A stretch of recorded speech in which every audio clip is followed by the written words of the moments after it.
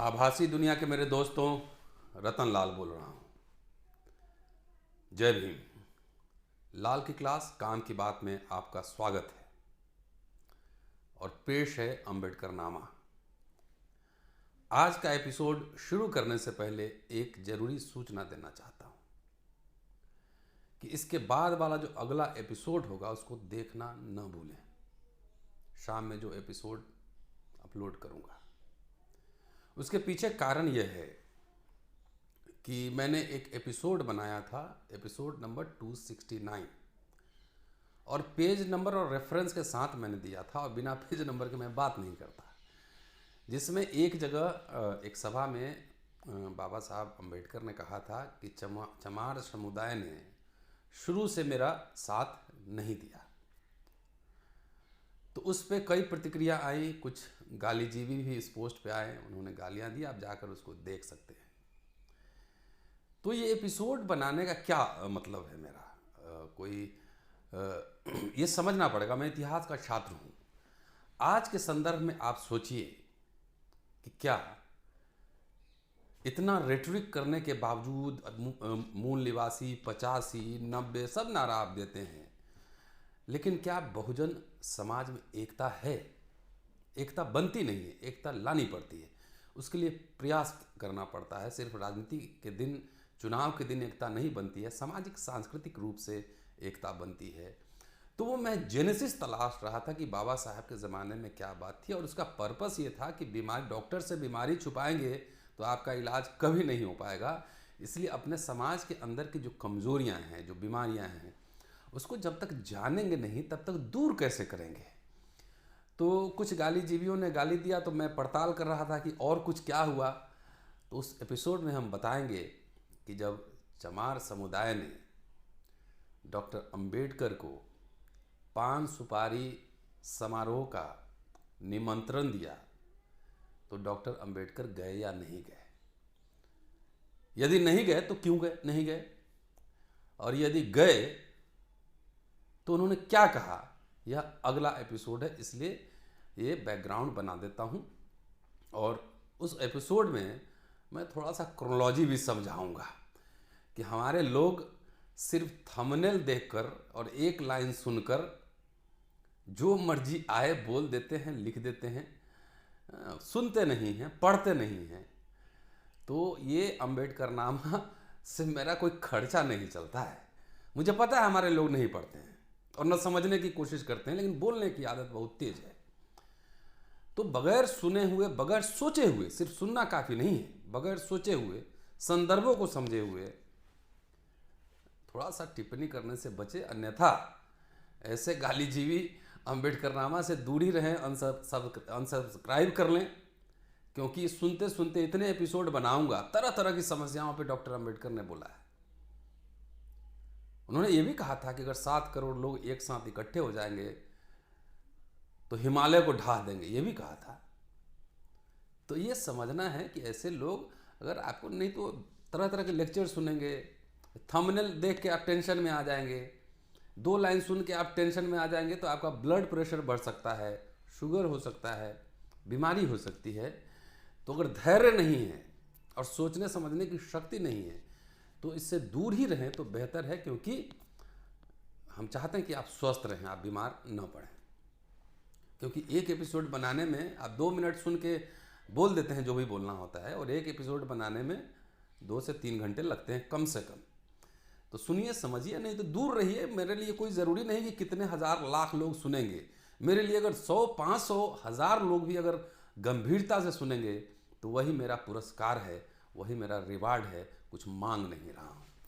बहरहाल चलिए अब आज की स्टोरी शुरू करते हैं।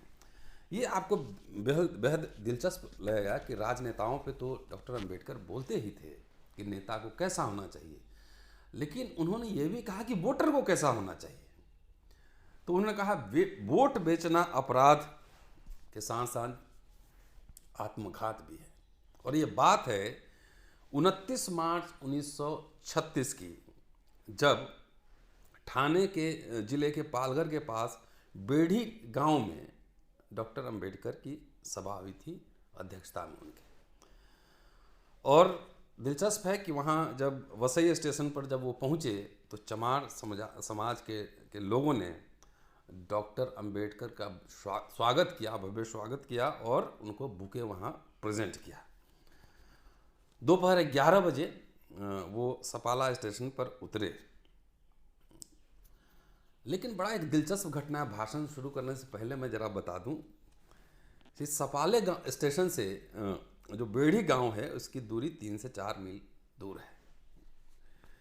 तो जब वहाँ चूँकि अंबेडकर साहब आ रहे थे और उनके बहुत सारे लोग आ रहे थे बम्बई से और तमाम, तो 28 मार्च को ही सारे जो टांगे वाले, मोटर वाले, लॉरी वाले थे उनको एडवांस पैसा दे दिया गया था कि हमारे गेस्ट को लेकर आप बेड़ी गांव आएंगे। लेकिन 28 मार्च की रात में ही कुछ सपरिशियों के बहकावे में आकर वो टांगे वालों ने एक बैठक की और ये तय किया कि डॉक्टर अंबेडकर और उनके साथ जो लोग आ रहे हैं उनको टांगे में नहीं बैठाएंगे, और उन्होंने हड़ताल कर दी एक तरीके से। जब वहाँ लोग पहुँचे तो किसी टांगे वाले ने उनको नहीं बैठाया। उसमें से एक ने कहा कि हमने हड़ताल कर रखी है। तो टांगे वाले की बात सुनकर सभी लोग समझे कि चलिए 3-4 मील की बात है, हम पैदल ही चलेंगे। तभी हड़ताल में शामिल एक मुसलमान वो आया, उसने हड़ताल तोड़ दी और कहा कि हम जो है आपके हड़ताल में शामिल नहीं हैं, हम इनको लेकर जाएंगे। और उसके साथ साथ 3-4 और लोग, 3 लोग और थे, वो उनकी जाति भी बता देता हूँ, भंडारी जाति के 3 टांगे वाले थे। उन्होंने भी कहा कि हम इनको लेकर जाएंगे। इस तरह से 4 टांगे वालों ने बाबा साहब डॉक्टर अंबेडकर और उनके कुछ दोस्तों को लेकर वो गाँव, बेड़ी गाँव पहुँचे। 3-4 हज़ार की सभा थी, भव्य स्वागत हुआ और औपचारिकता के बाद डॉक्टर अंबेडकर का भाषण हुआ। थोड़ा लंबा भाषण है।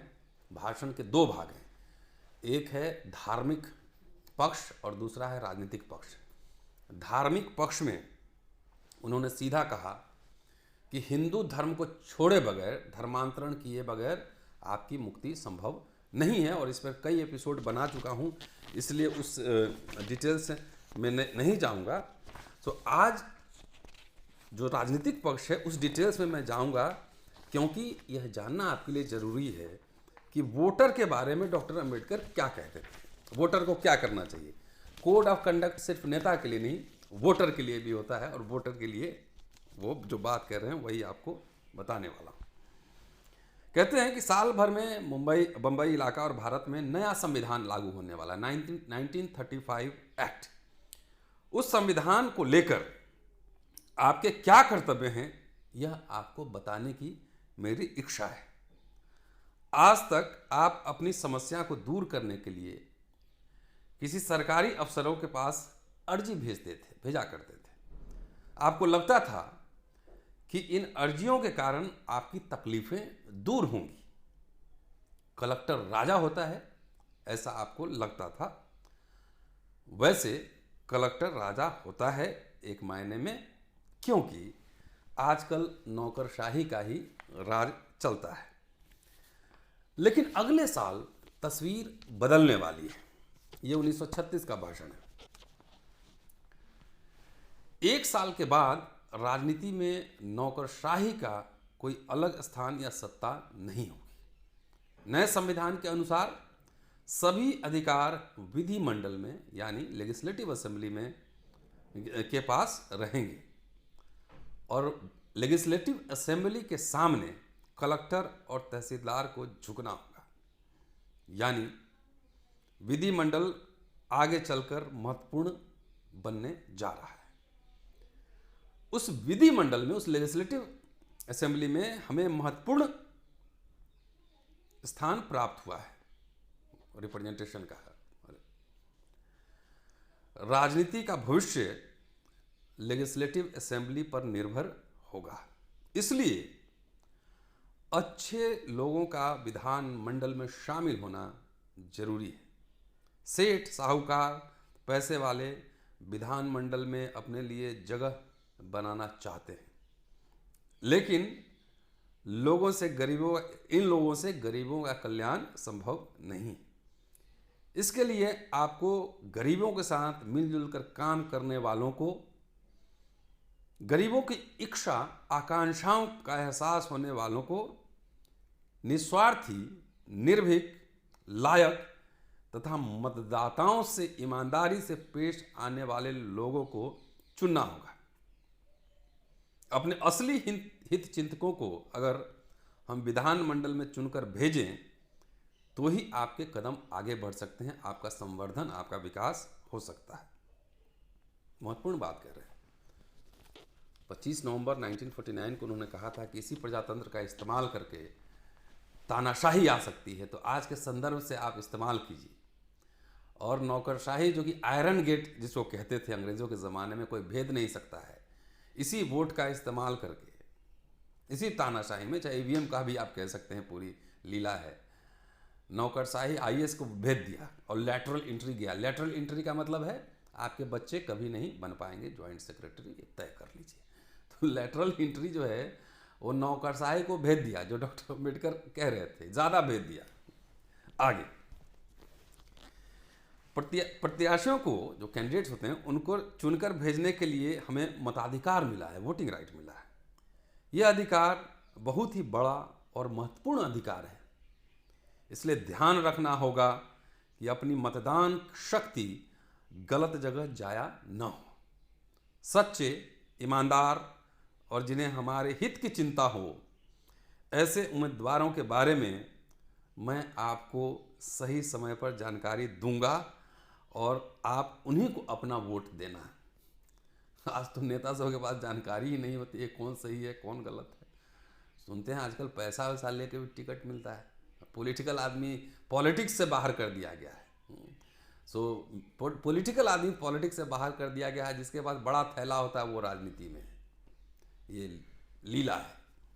आगे कहते हैं, फिलहाल हमारे देश में अमीर लोग वोट खरीदते हैं, आज भी देख लीजिए खरीदते ही हैं, लेकिन वोट को कोई बेचने की वस्तु नहीं है, वह हमारी सुरक्षा का साधन है।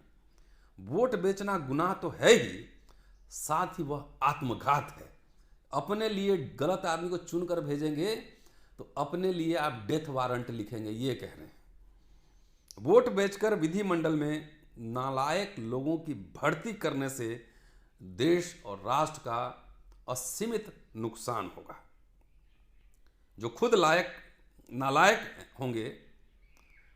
नालायक और अयोग्य होंगे, लेकिन धन के बल पर विधिमंडल में शामिल होने की चाह रखते होंगे, वे आपको धन का लालच देंगे। दरिद्रता के कारण अपना वोट बेचने के बारे में आपके मन में मोह उत्पन्न होगा। वो विजुलाइज कर रहे थे कि लालच हो सकता है, मोह उत्पन्न होगा। ऐसे किसी भी मोह के आप बिल्कुल शिकार न हो। मोह के शिकार होंगे तो आप अपने पैरों पर पत्थर मारेंगे। आज मैं आप सब लोगों को यह चेतावनी दे रहा हूं। वोट खरीदकर वे अपनी योग्यता सिद्ध करना चाहते हैं, ऐसे नाकाबिल लोगों से समाज या राष्ट्र का कोई हित का काम नहीं हो सकता। अमीर आदमी यदि विधिमंडल में सदस्य बनकर पहुंच गया तो वह सिर्फ धनी लोगों के हितों की रक्षा करेगा। आज सोच लीजिए, सारा प्राइवेटाइजेशन हो रहा है, सब कुछ बिक रहा है, और ये 1936 में ये बात कह रहे हैं। हमारे जैसे गरीब के हितों की रक्षा में वह अड़ंगा बनेगा। इसलिए मैं आपसे कहता हूं कि अपना वोट ना बेचें। मुझे पूरा यकीन है कि आप अपना वोट नहीं बेचेंगे। अमीरों के दिए किसी भी लोभ का आप शिकार न बनिए। उनकी दिखाई भूल भुलैया में अपनी राह भटक मत जाइए। आपको मिले मतदान के अधिकार का सही ढंग से उपयोग करने से सही व्यक्ति को हम विधिमंडल में भेज सकते हैं, और उससे अधिक महत्वपूर्ण बात यह है कि इससे हमारी अपनी उन्नति हो सकती है। हम किसे विधानमंडल में भेजे, यह समय आने पर बता दूंगा। प्रोग्राम खत्म हुआ, भाषण हुआ। उसके बाद जो महत्वपूर्ण बात है कि इस सभा में 9 प्रस्ताव पारित हुए। सभी प्रस्तावों पर जोरदार भाषण हुआ और तालियों की गड़गड़ाहट में आम सहमति से ये प्रस्ताव पारित हुए। उसमें से एक प्रस्ताव मुझे लगा कि आपसे साझा करूं, वो प्रस्ताव आपके सामने रखने जा रहा हूं। प्रस्ताव नंबर 8 है कि अखिल अस्पृश्य समाज का मुखपत्र है जनता। जनता अखबार वो चलाते थे। हर गांव का अस्पृश्य समाज इस अखबार का ग्राहक बने।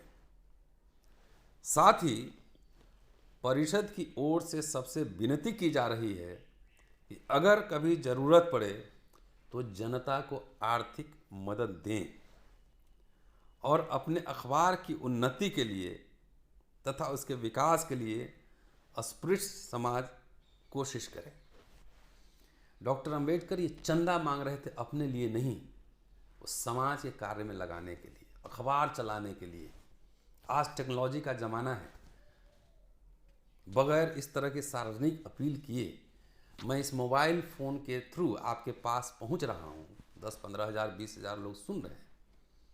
तो जो अपील डॉक्टर अंबेडकर ने की थी यहाँ पर, वही अपील मैं आपसे कर रहा हूँ कि अभी आपको मोबाइल में सिर्फ देखने में डेटा खर्च होता है, तो ₹2 डेटा खर्च करके आप पूरा वीडियो सुनिए। अभी आपसे कोई सार्वजनिक हम डिमांड नहीं कर रहे कि इस चलाने के लिए मुझे सब लोग धन दीजिए, लेकिन जब ज़रूरत पड़ेगी तो ज़रूर बोलेंगे। अभी सक्षम है, हम हैं, हमारे कुछ दोस्त हैं, हम सब मिलकर चला रहे हैं। जब ज़रूरत होगी तो सार्वजनिक अपील अम्बेडकर नामा पे ही की जाएगी, लेकिन पूरा वीडियो सुनिए और सुनाइए। और घर घर तक, जैसे अम्बेडकर साहब अपील कर रहे थे कि जनता अखबार घर घर में जानी चाहिए, तो अब तो ईजी है। जो पढ़ नहीं सकते हैं वो भी सुन सकते हैं।